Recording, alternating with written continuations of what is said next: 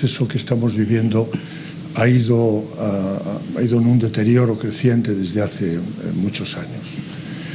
Podemos decir, en términos tanto irónicos, que creíamos que la libertad era otra cosa, que las instituciones democráticas iban a ser otra cosa, que nuestro país iba a mejorar con las libertades, con las instituciones. Yo nunca he sido ingenuo, más bien a mí me han acusado con frecuencia de ser pesimista. Y hay una parte que no me importa, el reconocerme pesimista, que es la parte, digamos, intelectual. Es decir, yo creo que tenemos que ser, como decía Gramsci, optimistas en la voluntad y pesimistas con la inteligencia. Mira por dónde. Ahora hemos descubierto que Gramsci es uno de los grandes teóricos del marxismo-leninismo y el padre del marxismo-leninismo italiano, el más acusado de todos ellos desde el punto de vista de entendernos de la pureza ideológica, murió en el seno de la Iglesia. Fue un día importante para mí.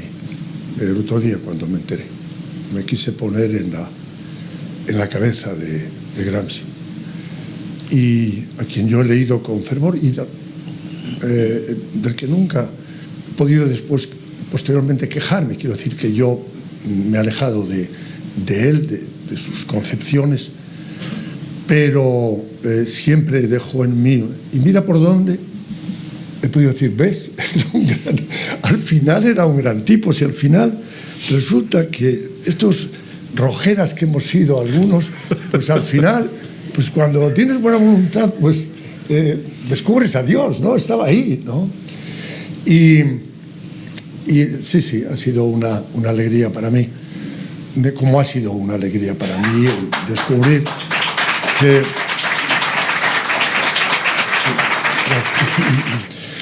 Pero estoy desanimado a pesar de una cosa que es tremenda, que habíamos acertado en lo que iba a suceder. Yo lo he escrito en varias ocasiones, cuánto me habría gustado equivocarme. En general, nos hemos equivocado en muchas ocasiones. Hemos acertado sin miedo, digo, sin miedo a qué habría pasado si nos hubiéramos equivocado. En el primer libro mío sobre los nacionalismos digo, ojalá lo que digo no se cumpla. El titular del libro era Si España cae, el asalto nacionalismo al Estado. Escrito hace ya bastantes años. Escrito en el 92, publicado en el 94. Y ha ido saliendo desgraciadamente todo. Desgraciadamente se ha ido cumpliendo todo. Me quedaba todavía una duda importante en ese libro, y era si realmente la izquierda, más allá de las fintas, hubiera podido tener esos años, en los últimos años, los primeros años de la democracia, en los últimos del franquismo, por oportunismo, pero en el fondo podía retomar de nuevo el camino, el camino de, como diría nuestro amigo Esparza, el amor a España y el encuentro con la realidad histórica de España y nuestros grandes valores. Y pude ver que no. Es decir, el segundo paso más allá del libro de Si España cae, en la izquierda y la nación, la izquierda y la nación es un convencimiento por mi parte de que hacía mucho tiempo, tradicionalmente en la izquierda se habían tomado de una manera muy fuerte, se habían aceptado una tradición de la izquierda que venía del estalinismo y venía de lo peor de nosotros, de la leyenda negra española, y se había llegado a consolidar un antiespañolismo militante, y que se hacía coincidir con los objetivos de la izquierda, y además parecía que podía interesar a la izquierda en la práctica, puesto que la estrategia, de acuerdo con los nacionalistas, le podía llevar al poder, o mantener el poder, o llevarle al poder de una manera muy fuerte. Así que fue muy duro enfrentarme con eso, porque tienes que pensar no ya en el éxito que pueda tener el libro, sino realmente si aquello en lo que estás pensando tiene una base fuerte o no. Y aún después seguí, a través de artículos y otros libros, comprobando cómo eso se iba cumpliendo en la práctica, hasta hoy, donde ya el Partido Socialista hace tiempo está para mí muy claramente posicionado en función de la construcción de un Estado confederal, es decir, de la desaparición de la nación española y la apuesta por un conjunto de estados, llamémosle de momento así, llamémosle confederación, pero que va a significar una renuncia a lo que España ha podido tener a lo largo de la historia como misión en el mundo, Y al llegar a este punto, y en este momento lo voy a pasar a mis compañeros, ¿cómo no voy a tener que confesar ante ustedes que me encuentro desmoralizado? Porque no acabo de ver, es más bien fe, tengo fe efectivamente en que este inmenso colectivo español y esta acumulación de reservas espirituales y culturales que tenemos terminará dando su fruto, pero no acabo en estos momentos de ver cuál puede ser la fórmula política que haga revertir esta situación. Tampoco quiero creer en situaciones catastrofistas en que los grandes problemas que nos pueden caer encima nos lleven a ver la solución. Quiero, como digo, en este momento reconocer este estado de ánimo que se concreta muy bien en lo que decía Eduardo, que es la última nota, esto sobre la vuelta ciclista al País Vasco, pero y que es un símbolo efectivamente de la ruptura de España, pero también en otros muchos campos, que en España se estén dando 110.000 abortos al año, que de esos 110.000 abortos sobre los que prácticamente la derecha no dice nada, nuestro querido partido de la derecha no dice nada, que de esos 110.000 abortos, ha subido 10.000 en un año, por cierto, 10.000 más en un año, 500 sean de menores de 15 años. Que este disparate constante en el que estamos viviendo lleve a que una mujer, una madre, por haber pegado una bofetada a un niño, debe pasar 65 días en la cárcel. Que tengamos un poder judicial que va a las huelgas. Yo esta mañana fui a ver qué tipo de notificación era la que ha recibido mi mujer. Parece que una cosa de coche o de faltas o tal. Y ya pudieron dar alguna respuesta, puesto que ayer estaban en huelga. Que el Ejecutivo vaya a la huelga. Que la corrupción sea tan fuerte como la de los últimos años del felipismo, solamente con una diferencia, y es que ya estemos más acostumbrados. Que la gran batalla del Partido Socialista vaya a ser un nuevo laicismo para nuestro país. Que a estas alturas y con el significado que esto tuvo históricamente, se quiten los crucifijos de las escuelas. ¿Qué queréis que os diga? La situación no es ciertamente envidiable.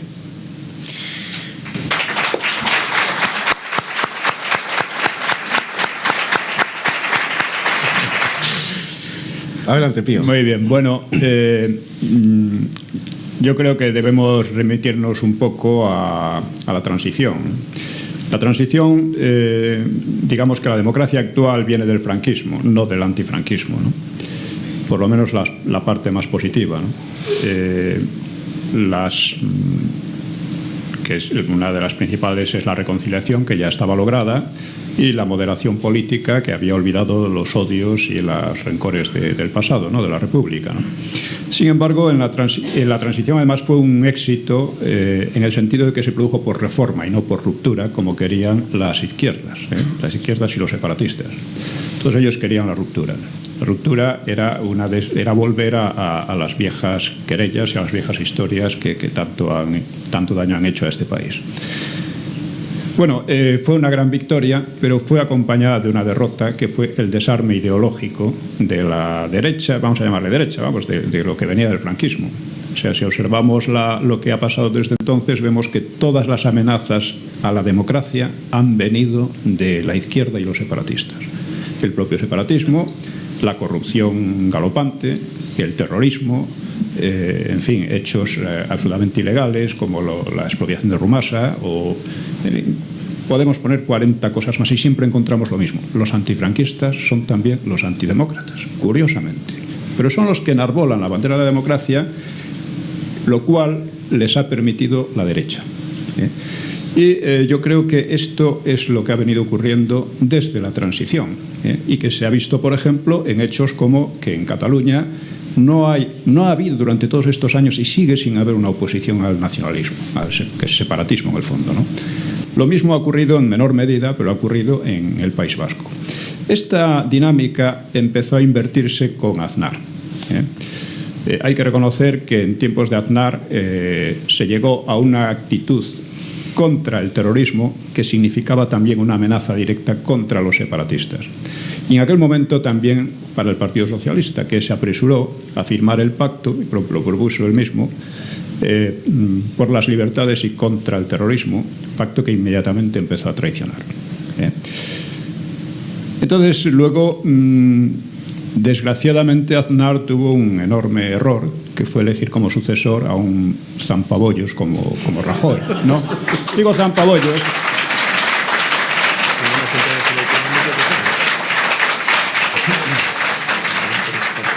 Digo zampabollos porque un tipo que dice que la economía lo es todo, solo está pensando en zampar bollos. No puede ser otra cosa, conseguir poltronas, etc.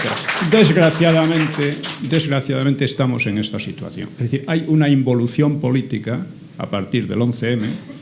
Además, quiero recordar que Rajoy empezó la campaña electoral del 2004 con una gran ventaja sobre Zapatero. Ventaja que se fue reduciendo enormemente. Y cuando dicen que fue por el 11M, por lo que ganó el que ganó, pues no es del todo justo, porque en aquellos momentos era casi un empate técnico, o sea, podía salir la cosa por cualquier lado. El 11M lo único que hizo fue volcarlo definitivamente y se acabó. Pero la situación era esta. Y este fulano, vamos, a mí me repugna más Rajoy que Zapatero. Por una razón, porque de Zapatero sabemos y sabíamos lo que podíamos esperar, pero de Rajoy no. Rajoy ha hecho una faena todavía peor que Zapatero, porque Zapatero defiende lo suyo, pero en una democracia tiene que haber una oposición que sirva de dique a ciertas demagogias. Y ese dique lo ha roto Rajoy. Ha entrado a formar parte de la marea de esta involución política que estamos sufriendo. ¿Qué soluciones puede haber a esto? Desde luego no están nada claras. O bien en el Partido Popular, la línea de Aznar, que se han dejado birlar el partido en sus propias narices por esta gente, ¿no?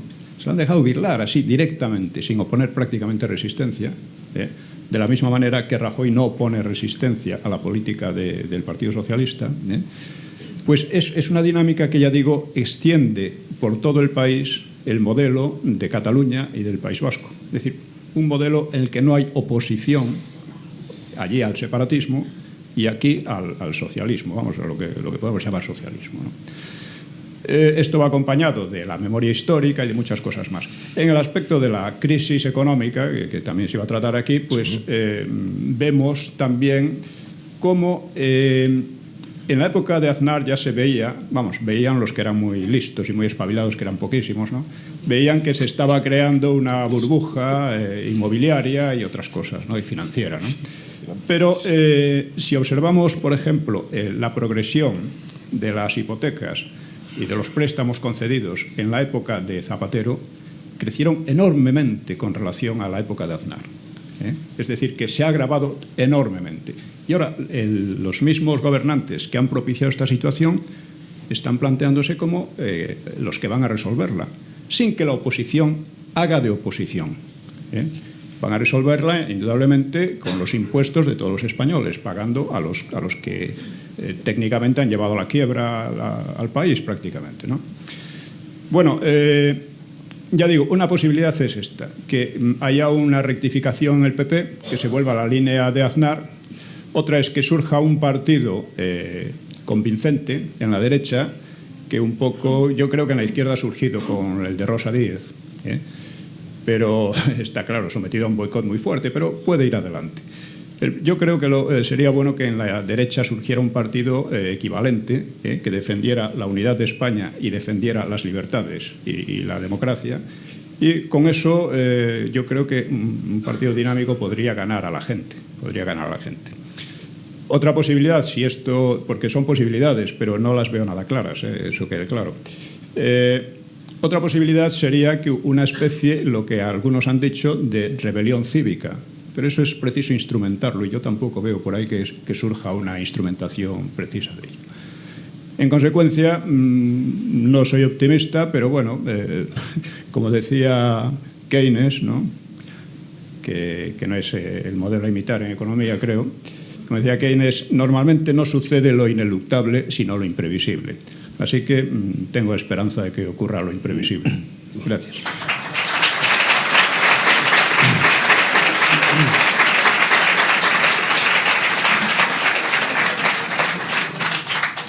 José Javier Esparza, otra vez por aquí. ¿Verdad que sí?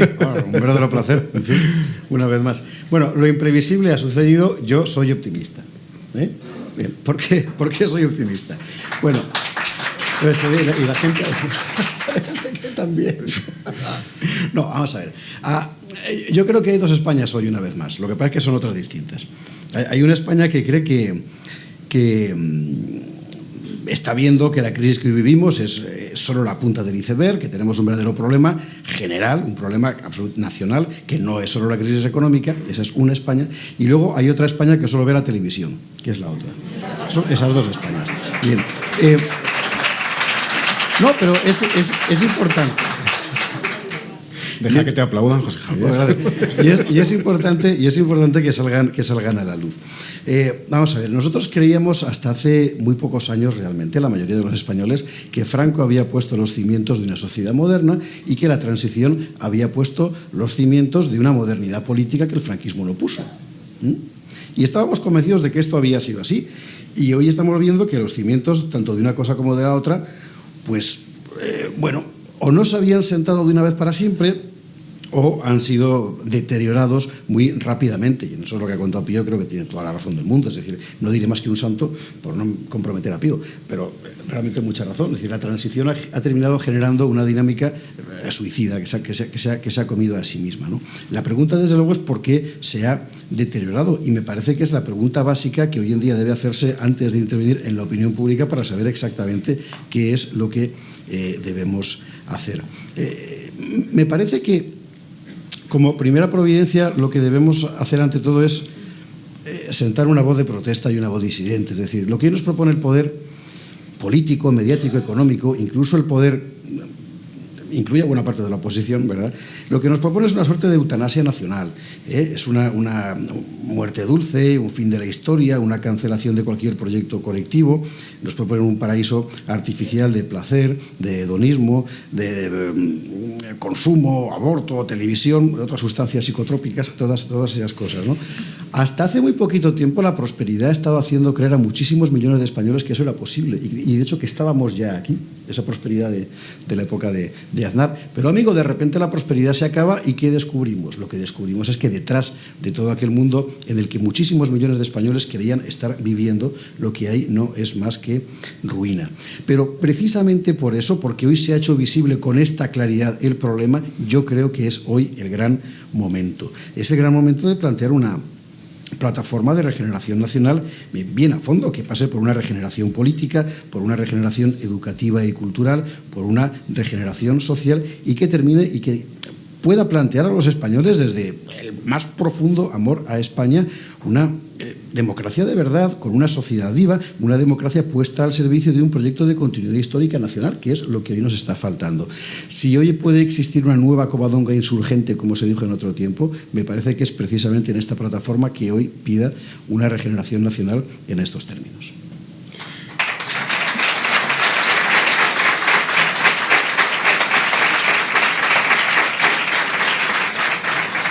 Bien, pues antes de que haga su exposición, Rafael López Diéguez, secretario general de Alternativa Española y alma pater, en este caso, si me permiten el latinajo, de este espacio, de la quinta columna, he cometido una falta de cortesía imperdonable al principio del espacio, puesto que se me ha olvidado presentar a los compañeros de Mi Tierra Televisión de Tenerife, que están grabando el programa para luego emitirlo en esta cadena de televisión que no es psicotrópica, como bien acaba de decir José Javier Esparza, que es una cadena muy seria, local de nuestras Islas Canarias.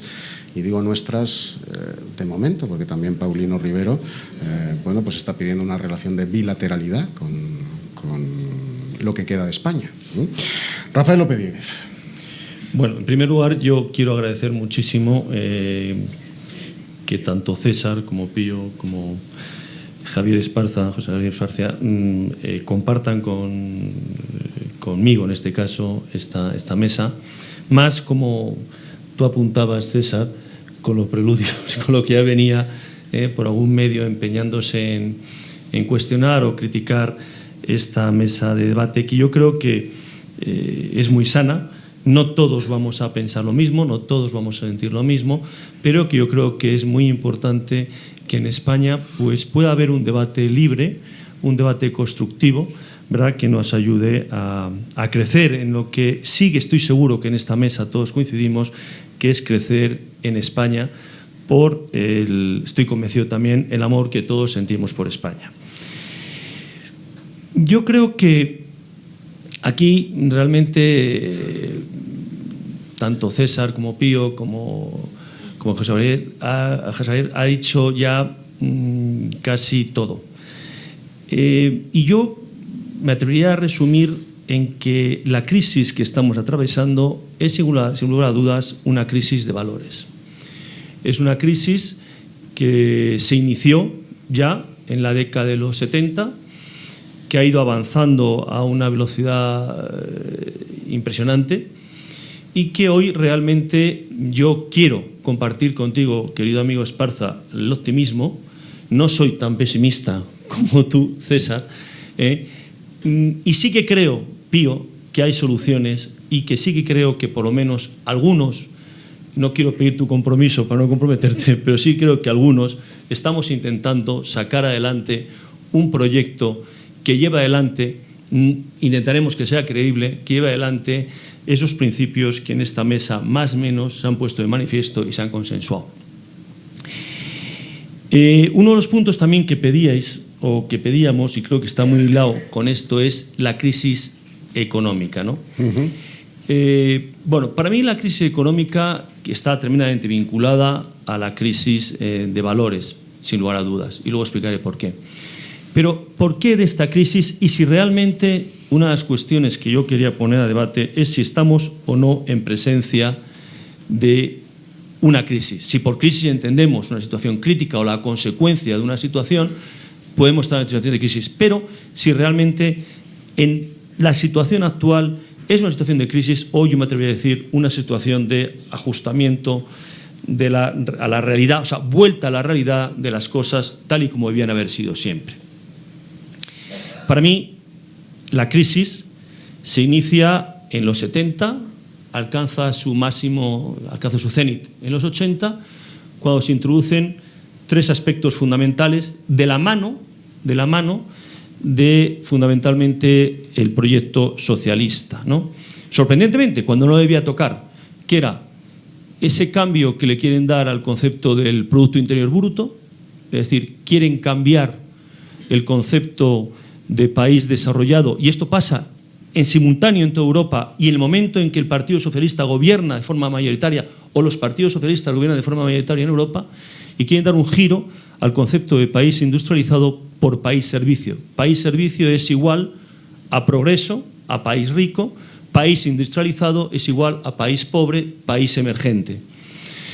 Esto provoca una deslocación de las empresas, provoca un crecimiento enorme del desempleo no cualificado, solamente queda el empleo cualificado, porque todas las empresas con mayor consumo de mano de obra, pues como decía, se deslocalizan hacia países emergentes.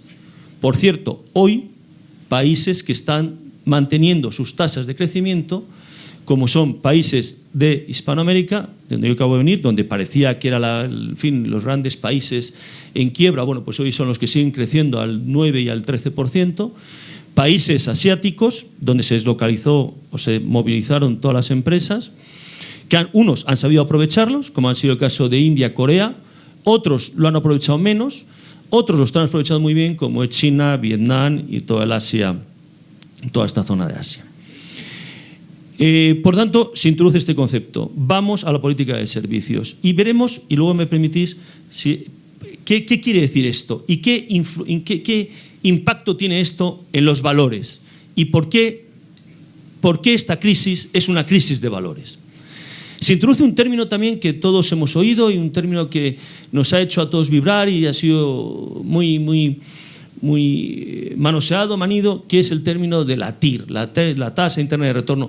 No quiero entrar en una descripción de qué es esto, pero es qué tan rápido, o sea, a mi inversión, qué retorno le doy, o sea, el porcentaje que me vuelve y en el menor tiempo posible. ¿A dónde me conduce esto? Me conduce, y lo hilo con el punto anterior, a que las TIRes, bien entendidas, son un ratio muy interesante, pero mal entendidas, qué es lo que se establece como valor en la economía, hace que se huya de los proyectos recurrentes, es decir, los proyectos más a largo plazo, que son los proyectos industriales, y se vaya a proyectos especulativos en el sector servicios, donde el dinero fluye de forma muy rápida, no genera tejido, no genera inversión en capitales de equipo, bienes de equipo, y hace que se produzcan estas burbujas financieras en las que actualmente estamos inmersos. Y después ya un término que nos viene acuñado por la subvención, por la Comunidad Económica Europea con nuestra entrada, que es: vamos a desertizar industrialmente, desactivar nuestras redes de producción más beneficiosas, que más contribuyan, y vamos a vivir de la política de la subvención. Subvención que, como ustedes saben, con la política europea ha terminado en el 2007 prácticamente, 2008 está agotada con la incorporación de los nuevos países del este, y eso nos lleva a que la gente pues esté en una situación, los que han vivido en la subvención, pues se encuentran en situaciones muy comprometidas. Por lo tanto, se produce un cambio. Se ha producido un cambio en estas 20 años, desde el 70 hasta el día de hoy, 73, desde el 73 hasta ahora, y se produce un cambio que implica un cambio de valores.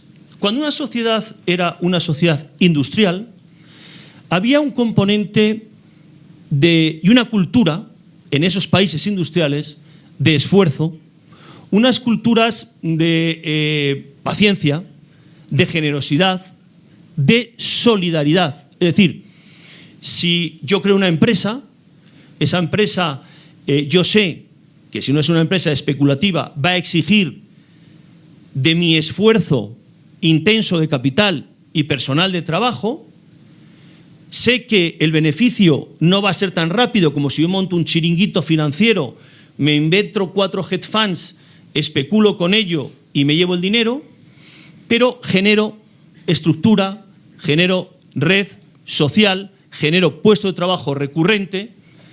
Además de eso, ejercito la paciencia de la no especulación, espero a que me vengan los resultados, trabajo adecuadamente con esa TIR, me aporta generosidad, porque yo, al crear una empresa industrial con vocación recurrente, comparto el proyecto con muchos trabajadores. Y esos trabajadores, si hago una política social adecuada, van a constituir una parte de mi activo, que no de mi pasivo, cuestión que también se invierte en los 80. El trabajador no es un activo, sino que el trabajador es un pasivo de la compañía. Y esa generosidad me hace compartir mis resultados y hacer de esos trabajadores, o conseguir o intentar hacer que esos trabajadores hagan de ese proyecto un proyecto de vida.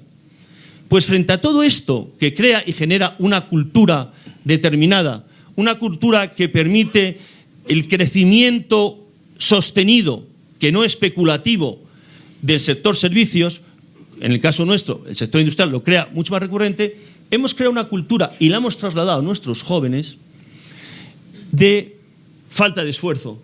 Se puede pasar de curso con no sé cuántas asignaturas, con 2, con 3 o con 25, yo qué sé, con 4. Suspensas. Yo no necesito compartir con nadie para hacer dinero. Soy endogámico, o sea, soy individualista. No creo ni genero actividad para el bien común, para la sociedad, sino que yo, detrás de una pantalla de ordenador, me invento, insisto, un fondo estructurado de hedge funds con 27 múltiplos ratios que confundo a todo el mundo, ¿de acuerdo? Todo el mundo como unos pardillos invertimos en esos hedge funds, y esos hedge funds no tienen ninguna sostenibilidad, no tienen ninguna solución, y todos caen y se pierden. Y esa cultura es la que estamos trasladando. Y esa cultura del pelotazo, que se llamó la cultura del pelotazo, tan contraria a la inspiración, y esto tengo que decir desde mi perspectiva, a la inspiración cristiana, que procura, por el contrario, buscar en el trabajo una forma de desarrollarse, incluso de santificarse, y no para hacerse rico, que si se puede, ¿por qué no? Pero sí para contribuir al bien común, para contribuir con la sociedad y aportar a la sociedad. La inmersión al sector servicios contra el industrial lleva implícito esta política del pelotazo, esta política especulativa, endogámica e individualista. Se ha perdido el objeto fundamental para mí, y ahí está la crisis de valores. Se ha perdido el objeto de que la economía debe tener necesariamente por centro al hombre, y se debe construir para el hombre. Hoy, por el contrario, la economía se construye para el capital y se financia al capital y no se financia al hombre. Un ejemplo: yo acabo de llegar de Estados Unidos. Se anuncia en Estados Unidos el mayor índice de desempleo de los últimos 30 años, o 40 años, no me hagan ustedes casos. Pero pese a eso, una noticia fatal: la bolsa sube un 4%, Wall Street sube un 4%. El hombre no importa, el desempleado no tiene ninguna consideración. Sin embargo, bajan o anuncian un problema las compañías de Detroit, las de coches, y la bolsa baja inmediatamente un 8,5, 3 veces lo que había subido, una afectada por los problemas propios del capital y otra afectada por los problemas humanos de la persona. Por lo tanto, sin duda, es necesario volver a cultivar una cultura centrada en el hombre, en el bien común, aportando al bien común, y terminar con las políticas especulativas y, por lo tanto, reconducir toda esa cultura que se ha introducido desde los años 73, 74, 72 hasta la actualidad. Este es mi planteamiento en cuanto a la crisis. ¿Y las soluciones a la misma?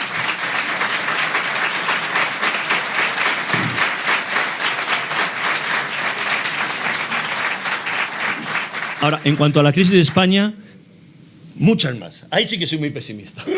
Ahí, César, ahí soy como tú, muy pesimista, pero no, yo confío, estoy absolutamente seguro, y además es historia, que los resortes de eso que hablabas tú, César, hace un minuto, de nuestra cultura, de nuestra fuerza espiritual, de nuestra... Y hay gente que no le gusta ese término, pero quiero utilizarlo más en un término de Ramiro de Maeztu, esa raza, ¿no?, española, yo creo que nos va a hacer y nos va a permitir recuperar. Yo estoy seguro que ya el pueblo español no se va a dejar vencer por políticas del voto del miedo, voto útil. Yo creo que la gente ya está muy sensibilizada, ya le ha visto la cara al enfermo, ya ha visto, y yo coincido contigo, querido Pío, que para mí la actitud de Rajoy es mucho más recriminable, sin lugar a dudas, que la de el amigo Zapatero, porque como tú bien decías, de Zapatero ahí está y es lo que le toca, y además, vaya por delante, a nadie nos ha engañado, nos dijo que iba a hacerlo y lo ha hecho, ¿no? Y quizás ha pasado un poquito de la raya, pero bueno, pero le tocaba pasarse la raya, ¿no? Pero por el contrario, bueno, pues la esperanza, la confianza que teníamos o que tenía puesta una gran parte del pueblo español, 10 millones, casi 11 millones, si no recuerdo mal, de votantes en el Partido Popular, este hombre, pues bueno, se la ha llevado por delante, y yo sí que creo, y en eso discrepo en que yo no creo que la solución esté, y por eso nosotros hemos creado Alternativa Española.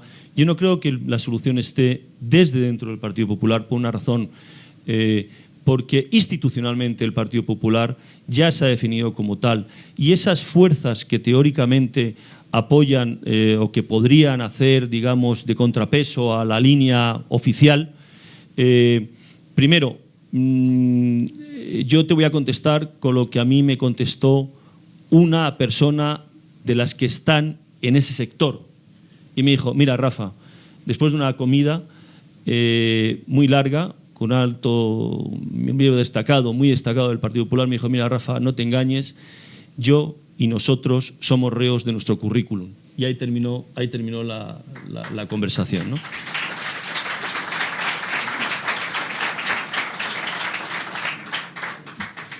Vamos a publicidad y a renglón seguido has expuesto ya parte de las soluciones que crees que nos van a sacar de esta crisis, efectivamente.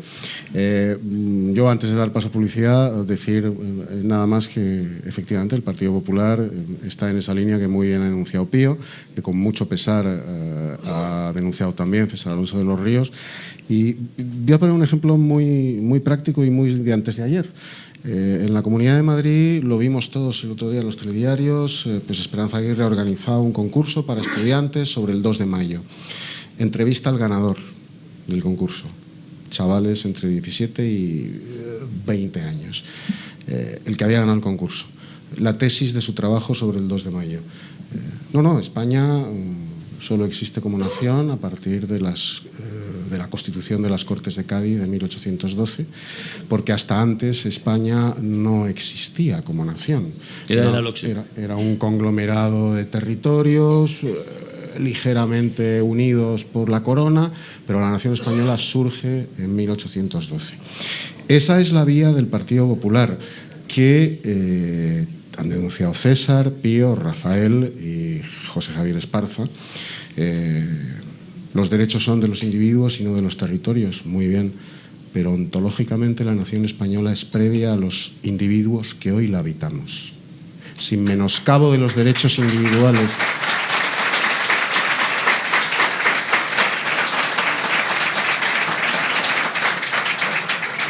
Sin menoscabo de los derechos individuales de todos y cada uno de nosotros, por los cuales hay que velar y hay que fortalecerlos, la nación española es previa a todos nosotros. Previa a todos nosotros. No puede ser objeto de una decisión plebiscitaria si España existe o no existe.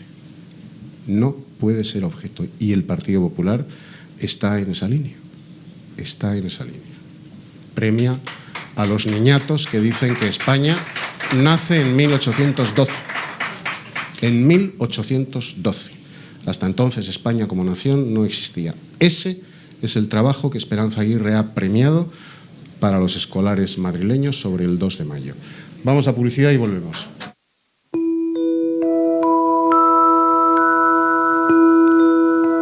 A escuchar, tenemos el tiempo tasado, Rafael López Diéguez, las soluciones que Alternativa Española aporta a la crisis que desde aquí cada uno ha pues perfilado desde sus posiciones. Después intervendrá César, después Pío y después José Javier Esparza.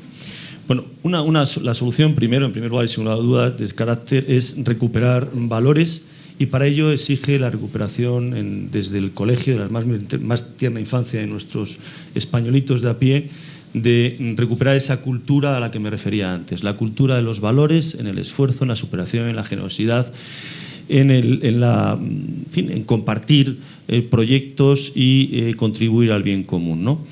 Eso exige también, para que tenga sentido y para que, sin lugar a dudas estemos hablando de una economía, es también recuperar el amor por el territorio y por la propia España. Es decir, queremos hacer cosas por España, debemos hacer cosas por España.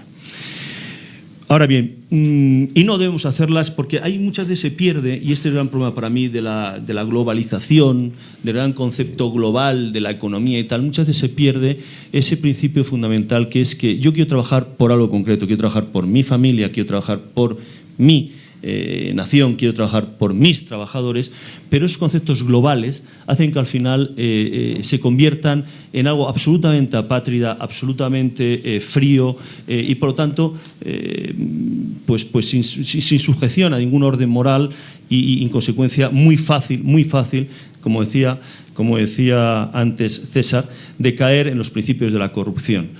Cuando se pierde el concepto, la perspectiva moral de por qué hago las cosas, por qué trabajo, por qué estoy aquí, qué me toca hacer aquí para mi patria, entonces, pues obviamente es muy fácil caer en ese individualismo, en esa endogamia, y consecuentemente pues es muy fácil decir, bueno, pues esto me lo meto en el bolsillo que nadie se va a dar cuenta, un poquito para mí nadie se da cuenta.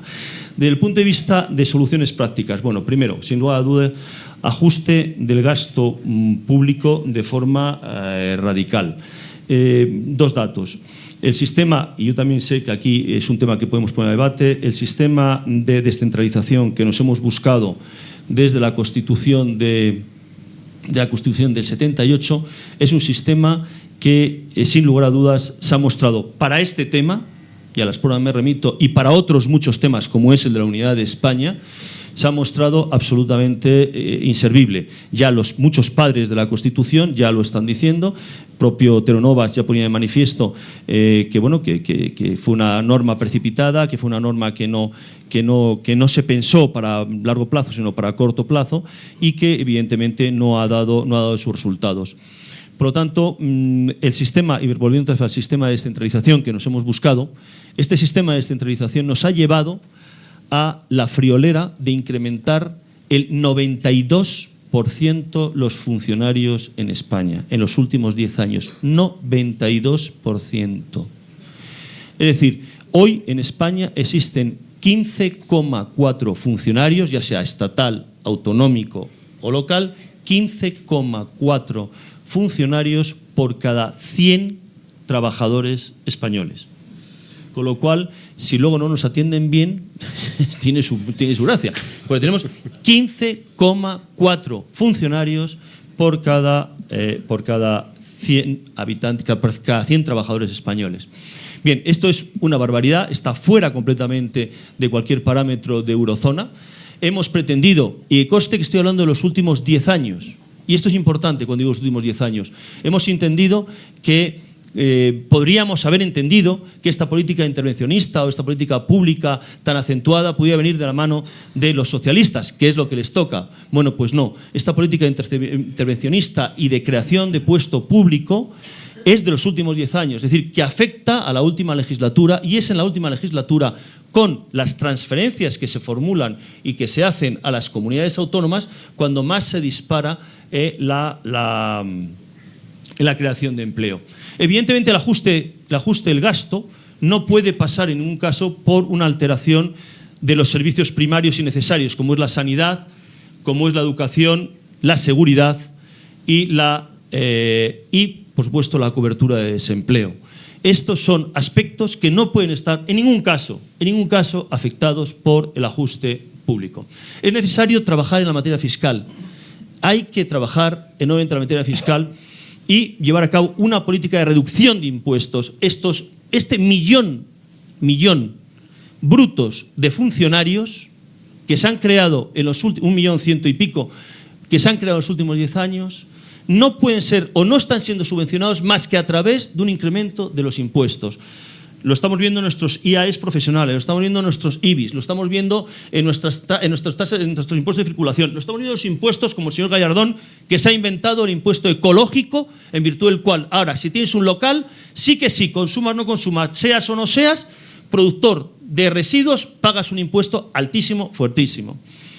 Hay necesidad de establecer nuevas políticas fiscales, que esas políticas fiscales llegan directamente a la familia, y en eso coincido plenamente con el planteamiento del señor Rajoy, me refiero al Partido Popular, con el señor Rajoy coincido un poco, pero sí con el Partido Popular, en que debe ir directamente a las pymes y directamente a las familias. Tiene que llegar directamente, tiene que tocarse. Es decir, un señor taxista, que me consta que muchos nos oyen, digo porque cuando cojo el taxi sí, me lo dice. Entonces, muchos de ellos nos escuchan. Un señor taxista está trabajando 18 horas al día, y ya lo he dicho en varias ocasiones, y no solamente esto, un panadero, y, en fin, y un abogado y cualquier otro, y no está notando esas ayudas que le está proporcionando el gobierno. Yo querría introducir aquí una cuestión que sé que va a ser escandalosa y que mucha gente la puede malinterpretar, pero voy a remitirme al derecho comparado, y una de las soluciones es hacer aflorar, y lo voy a decir, y sé que esto puede suponer crítica, aflorar la bolsa opaca de dinero B. Sí, muchos países lo han hecho. Italia lo ha hecho, Alemania lo ha hecho, Portugal lo ha hecho, Francia lo ha hecho, con un coste fiscal, pero se ha aflorado y se ha puesto encima de la mesa el dinero que si no tiene que poner el gobierno. Es decir, ¿qué ha hecho Italia? Italia ha dicho, quien aflore sus fondos, y lo hizo el Partido Socialista, no lo olviden ustedes, en los años 80 con los famosos bonos aquellos que emitió, que dieron un gran resultado. Es decir, el dinero, se supone que hay una bolsa superior a los 20.000 millones de euros en dinero opaco. Ese dinero opaco, póngase en circulación, porque si no se pone en circulación, lo estamos poniendo los españoles de nuestros impuestos. Evidentemente, quien lo ponga en circulación tiene que contribuir con algún tipo de impuesto. Es decir, en Italia se puso un 2% durante cada año y indisponibilidad de esos fondos durante 4 años. Bien, busquemos fórmulas de esas, pero pongamos ese dinero en circulación, esos miles y miles y miles de millones de pesetas, porque tenemos que buscar soluciones de emergencia. Pongamos soluciones de emergencia. Ya las han puesto otros países de Europa y las puso también el gobierno socialista y dio gran resultado. Tenemos que invertir en infraestructuras, pero en infraestructuras que sean destinadas directamente que estén vocacionadas a la industria. Tenemos que cambiar completamente la inercia de ayudar a la banca. Qué gran error, qué gran equivocación. Les voy a dar a ustedes los datos que acaba de sacar la Asociación Española de Banca.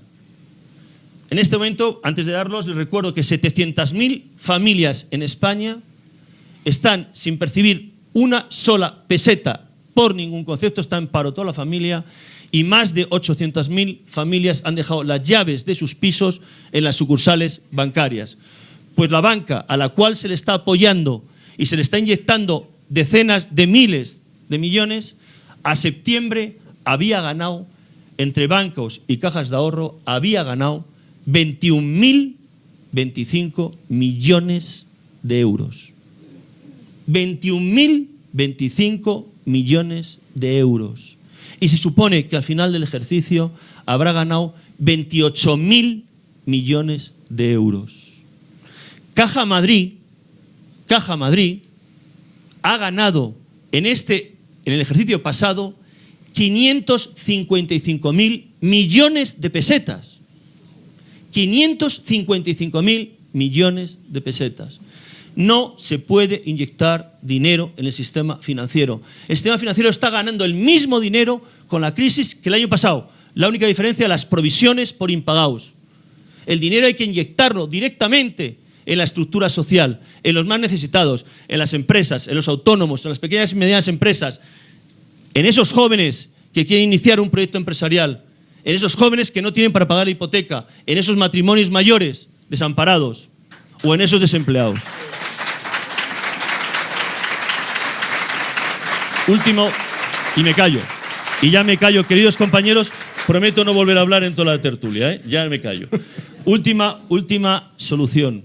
Romper con las ligaduras que nos impone los tratados de la Unión Europea. Sí, ya sé que este es un discurso antiguo, pero es que es cierto.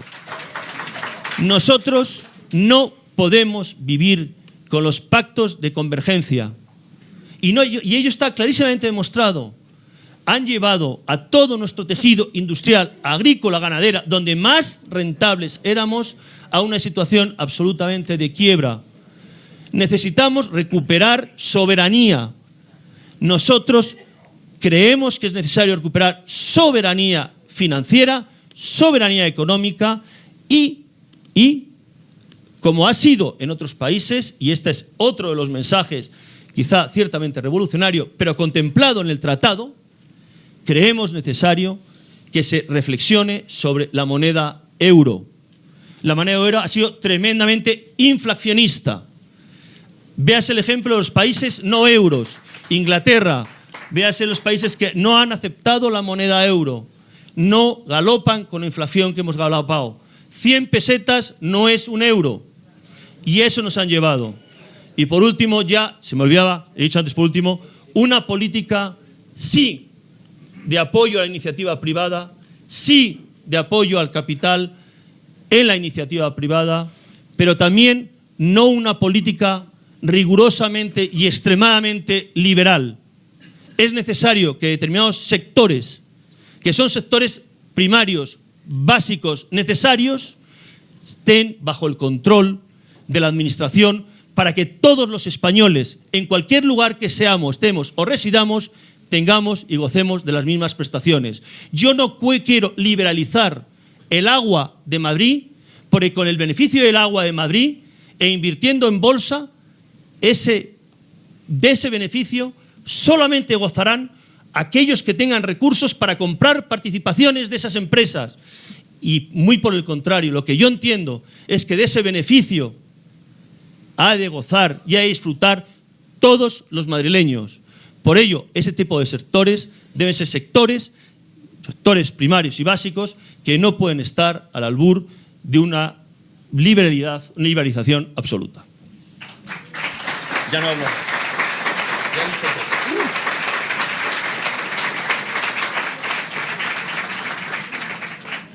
todo. César Alonso de los Ríos, tu turno, querido amigo. Solamente, primero una pequeña precisión, y es que cuando yo digo, pero esto es muy bonito porque el juego de palabras, pesimismo, optimismo, lleva a esto muy fácilmente. Cuando tú dices, yo soy pesimista desde el punto de vista de la inteligencia, optimista desde el punto de vista de la voluntad, la gente ya te lo toma y dice, este chico es un señor, vamos, pesimista, terriblemente pesimista, y por lo tanto no hay nada que hacer. No, que yo estoy dispuesto, a partir de mi salida del hotel, a empezar una vez más a excitar a las masas y a las gentes. A ver, sí, eso sí te daba muy bien. Sí, ¿no? Eso sí te daba muy bien. A ver, pero ahora lo haces desde otra corriente. Claro, ese no es el problema. El problema es que yo Perdóname, no sé. César. Te invitamos, César. Perdóname, querido César, ese pesimismo de la inteligencia mezclado con el optimismo del corazón es el que permitió a Leónidas en el paso de las Termópilas resistir para que los griegos se organizasen. Fíjate el ejemplo. Él sabía que iba a perder, pero era optimista porque sabía que al final los griegos, si se unían, que entonces estaban mucho más separados de lo que los españoles lo estamos todavía hoy, acabarían venciendo.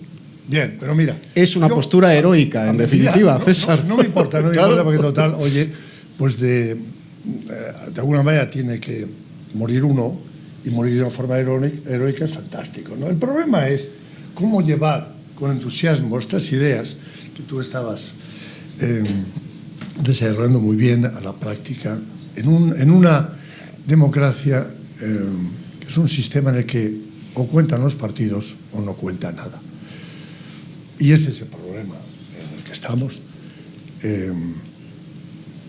Para mí fue muy interesante que hace un par de años a mí me presentaba a Jaime Mayor y a mí un libro, aparte de Aznar, el bueno, Rajoy, el malo, pero yo hice una cosa previamente, antes de ir a las 8 de la tarde a la presentación del libro, y es que mandé un artículo al ABC donde yo ponía a parir al señor Rajoy, que iba a ponerme bien el libro. Y yo quería dejar muy clara la cosa de que él podía ponerme muy bien el libro, pero él iba a quedar muy mal al día siguiente. Efectivamente, al día siguiente apareció la foto, en todos los periódicos, la foto de la presentación del libro y un artículo mío titulado algo así como El caballero Rajoy, diciendo: este ni es líder ni tiene nada que pueda de lo que se puede decir que es un líder. Así que el problema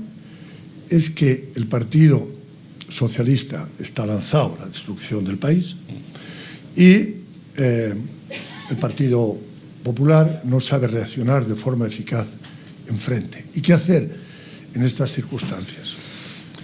Es difícil la situación. Es un problema de relación de fuerzas, no solamente políticas y parlamentarias. Es una relación muy, muy desigual desde el punto de vista de la comunicación.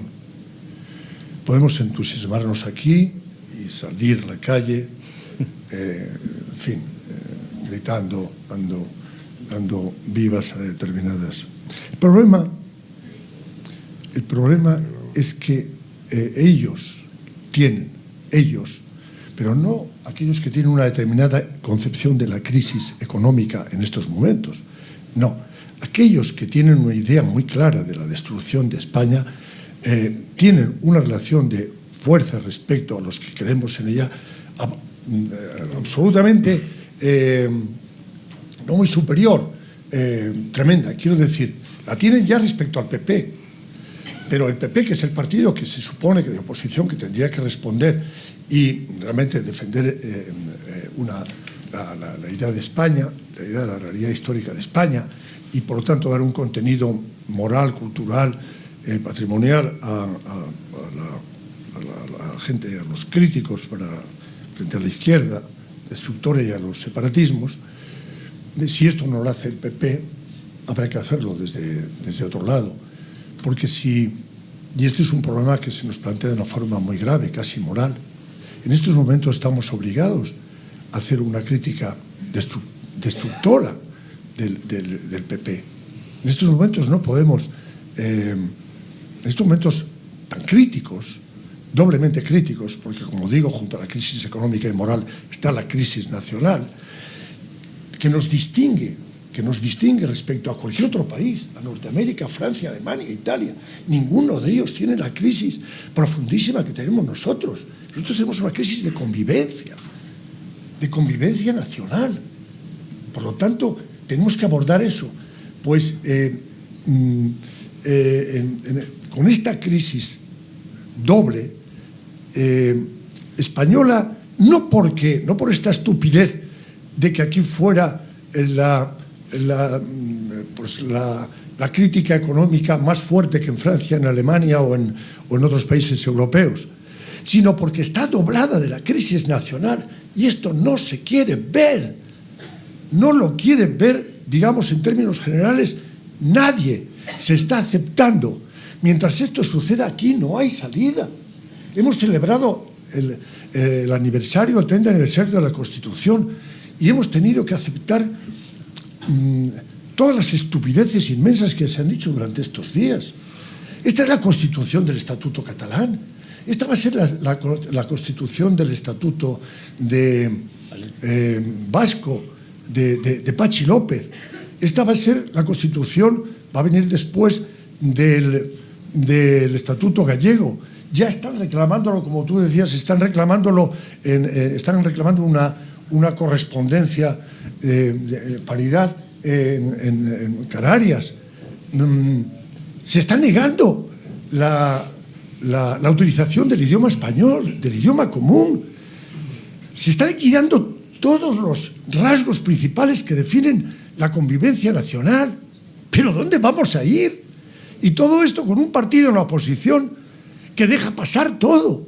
Y yo digo, y en estas circunstancias, ¿y con qué ánimo yo critico, tengo derecho a criticar a ese partido que en definitiva es del único del que podría salir hoy por hoy, digamos? Del que podría salir hoy, digo, del que podría salir hoy numéricamente. Es que estamos en una democracia, no estamos en un patio de colegiales, del que podría salir la solución. Entonces, yo tengo derecho, tengo obligación a cargarme en estos momentos al PP, al prestigio del PP, etcétera. Yo creo que sí, que tengo la obligación, pero es una obligación para empezar a trabajar desde ahí para afuera. Ya, pero así de una forma muy clara. Si no seamos ingenuos. No tenemos ni la más mínima razón para ser mínimamente optimistas desde el punto de vista de la racionalidad, pero para nada. Estaríamos intentando engañarnos aquí las 200, 300 personas que estamos. Y esta es la tarea que tenemos delante, una tarea que es moral.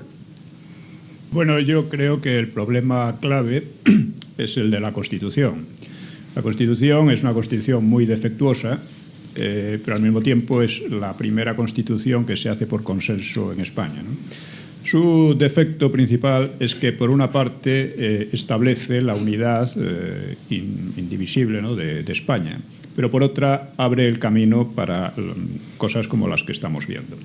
En este sentido, unos vamos a estar a favor de la unidad y otros van a estar en contra. Una reforma tendría que pasar por limitar mucho las competencias de las autonomías, por establecer claramente la independencia judicial y otra serie de elementos clave de lo que es una democracia, que actualmente está, digo, en regresión y la estamos perdiendo, ¿no? Y, claro, esto es lo que habría que hacer, en mi opinión. Pero, ¿cómo se hace? ¿Y quién la hace? Tendría que haber un movimiento como, ya que los partidos, la mayoría de los partidos, por los que tienen más influencia, están a favor de la involución, porque el PP está colaborando, no es simplemente que deje pasar, que está colaborando, ¿no? Los estatutos de Valencia, Baleares, etcétera, son del mismo tipo, ¿no? Y hemos visto a Fraga en Galicia pues practicar la inversión al estilo de Cataluña, etcétera. Entonces, lo del PP es una burla constante, ¿no? Pero claro, ¿quién le pone el cascabel al gato? Si estos partidos no colaboran, sino que al contrario colaboran en socavar y destruir la democracia y las libertades, ¿no? Pues en los últimos años, si recordáis, ha habido ciertos movimientos cívicos de bastante amplitud, que se manifestaron en las manifestaciones que hubo, por ejemplo, cuando lo de Ermua, o que se manifestaron estos años pasados en las manifestaciones de Madrid. Es decir, que hay un estado de inquietud, de descontento y de protesta, pero que nadie encauza. Y este es el gran problema. Es más, no es que nadie lo encauce, es que el PP ha conseguido aplastarlo, tal como el PNV y compañía consiguieron aplastar, con el apoyo evidentemente de otros, el espíritu de Ermua, ¿no?, el llamado espíritu de Ermua, ¿no? Bien, yo creo que la cosa va por ahí.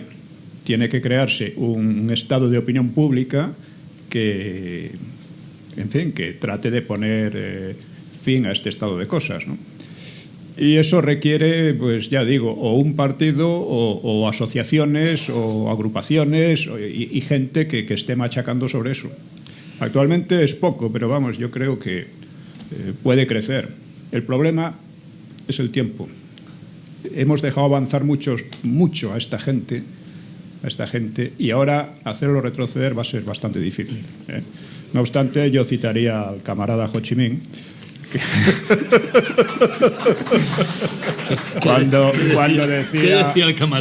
decía, cuando emprendimos la lucha contra los franceses, todo el mundo se burlaba de nosotros. Decía que éramos como un saltamontes atacando a un elefante. pero no conocían las leyes de la dialéctica y hoy el saltamontes se ha convertido en un fuerte tigre. Bueno, esperemos que algo así pase y pronto.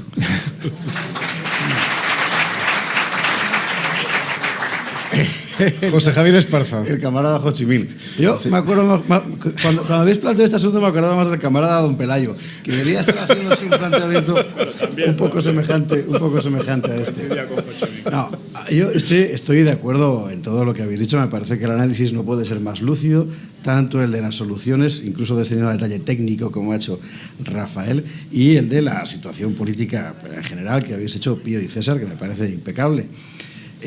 Según hablabais, me acordaba de aquello que decía Gimli en no sé qué película, El Señor de los Anillos, que decía certidumbre de muerte, nula posibilidad de éxito. ¿A qué estamos esperando? Bueno, pues eso, ¿a qué estamos esperando? Me parece que hoy, pese a todo, la sociedad española está más dispuesta que hace, por ejemplo, 5 años, a recibir una formulación renovada de conceptos como religión, patria, familia, ampliados a otros conceptos, como por ejemplo comunidad, naturaleza, etcétera, que solo los disidentes de esta hora estamos en condiciones de ofrecer.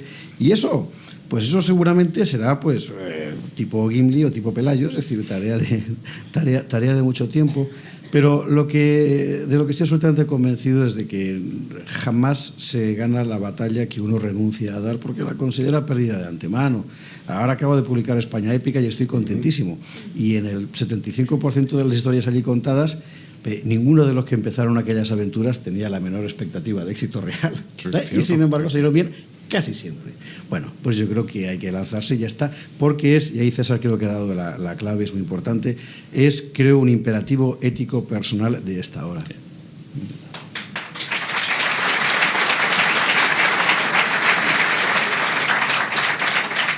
Rafael López Díez quería apuntar algo antes de ir al próximo paso publicitario, y a la vuelta del mismo daremos ya acceso a los periodistas de Los Digitales que están aquí hoy para que intervengan y pregunten a los miembros de la mesa. Rafael.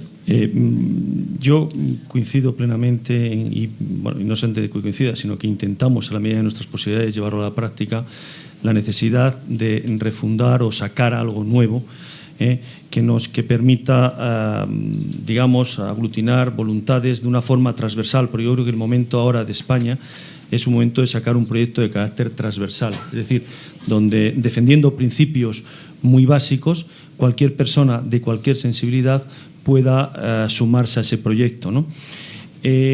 Lo que no estoy tan seguro es que la solución quede, y ya entiendo que esto no es lo que has dicho, Pío, quede simplemente en los movimientos cívicos, ¿no? Pero hay una gran preocupación que a mí quiero hacer referencia a ella. Muchas veces la gente tiene el desahogo, el simple desahogo de decir, bueno, es que voy a una concentración de estos movimientos cívicos por los cuales yo tengo una enorme simpatía, pero estos movimientos cívicos, cuando al final no saben encauzar adecuadamente o están mediatizados en su forma de encauzar estas corrientes, esta gente que se les suma, volvemos al mismo problema.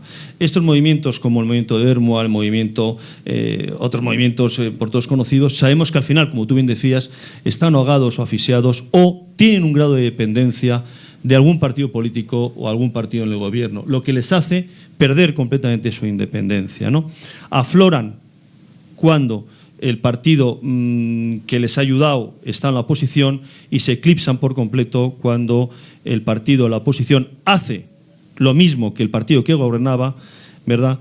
Pero no toca moverse. Me estoy explicando a un caso concreto. Hay muchos movimientos y es cierto lo que tú apuntabas. Te has dejado 2.000, son 112.000 abortos, 12% más del año pasado, ¿no? Entonces, pues es ahora cuando todo el mundo nos escandalizamos del tema de los abortos y nos escandalizamos de lo que está pasando. Y ello, pues gracias a Dios, fruto, entre otras cosas, del trabajo que nosotros como Alternativa Española hemos llevado adelante, poniendo de manifiesto el tema de las clínicas abortistas. Ahora hemos puesto de manifiesto dónde terminan todos estos dineros de las clínicas abortistas, que terminan en Liechtenstein y en los paraísos fiscales. Estamos detrás de ello, hemos abierto una pieza de blanqueo de capitales contra estos señores, pero nos hemos movilizado Ahora es cuando levantamos la cabeza y chillamos. Pero que nadie se le olvide, que este problema existía con el PP gobernando, con el PP gobernando y sin el PP gobernando. Cuidado. Y que además el mayor número de abortos y donde más ha crecido el aborto ha sido en las comunidades gobernadas por el Partido Popular, como es Madrid, como es Murcia y como es Baleares, o era Baleares en 2007. Entonces, claro, por eso digo que es muy difícil el intentar, y por eso quizá nosotros, equivocados, o bueno, podéis pensar, o pueden pensar algunos que equivocados, hemos entendido que es imposible desde dentro del Partido Popular solucionar este problema de la vida. Es imposible solucionar el problema de la familia cuando el Partido Popular en su propio programa lleva la aceptación de las uniones homosexuales, las reconoce como tales, no las trata de matrimonio, bien, de acuerdo, pero acepta la unión homosexual y ahí está el problema moral. Es imposible desde dentro del Partido Popular intentar resolver cuando ellos son los promotores y los primogénitos de los estatutos, como es el de Valencia, de donde nace todo el problema y que tiene la cláusula más agresiva, que es la cláusula Camps o de arrastre. Sí. ¿No? Entonces, claro, realmente intentar desde dentro de ese movimiento hacer algo, yo creo que es una tarea que ya muchos la han intentado, que conste, y yo creo que es una tarea que ya ha quedado completamente imposible. Por eso sí que creo la necesidad de un proyecto nuevo. Perdonadme que en este caso me toque hablar como lo que soy y represento aquí, el secretario de Alternativa Española, y creo que es necesario que ya sea Alternativa Española o sea cualquier otro movimiento al que nosotros nos sumaremos desde este mismo momento, que esté dispuesto a defender estos principios, nosotros seremos los primeros en apoyar, en ayudar y en todo lo posible, colaborar con ese proyecto para defender y recuperar esos principios en los que creo que toda la mesa estamos de acuerdo.